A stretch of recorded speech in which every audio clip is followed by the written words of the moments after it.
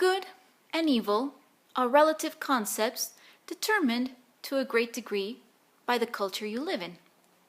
In Western culture, for example, the idea of superheroes and villains has gained widespread popularity over the past few years, providing certain guidelines as to which actions are deemed good or bad in society.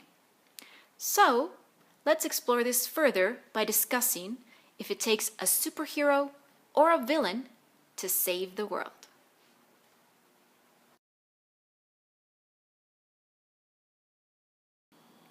I recently had an apparently silly conversation with a friend that turned into a rather enlightening process for me. I'd been asked to answer a question that went something like, if you were ever convicted of a crime and sent to jail, what would that crime be?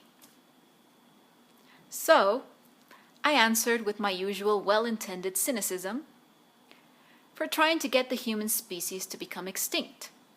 After all, we deserve it, don't we?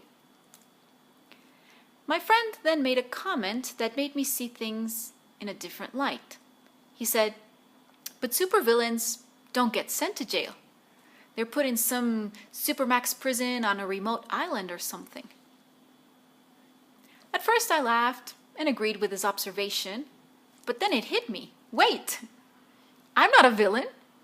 If anything, I'm exactly the opposite.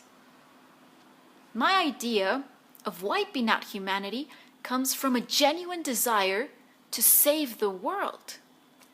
Humans are a plague that destroys everything in its path. Humans even destroy each other. But somehow, wanting to save all those other living beings on the planet, over 8 million species at the expense of just one, makes me the bad guy. What an egocentric species humans are indeed. All the more reason to become extinct, don't you think?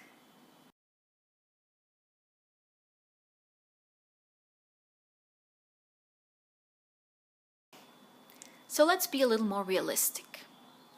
How can we save the world and still be a part of it? The answer is quite simple, but actually doing it is the hard part.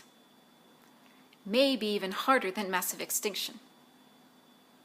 All people have to do is become socially mindful and place the common good and well-being of all living creatures above their own personal, selfish, and often materialistic desires. It's as simple as that. Sure, that requires effort and a lot of empathy and awareness, and something most of my students particularly hate, thinking and using your brain. So, if that makes me a supervillain, then guilty as charged.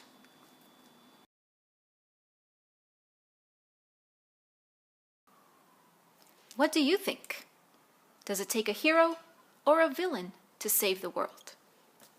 Share your thoughts in the comment section below, and don't forget to subscribe for more interesting debates on how to save the world.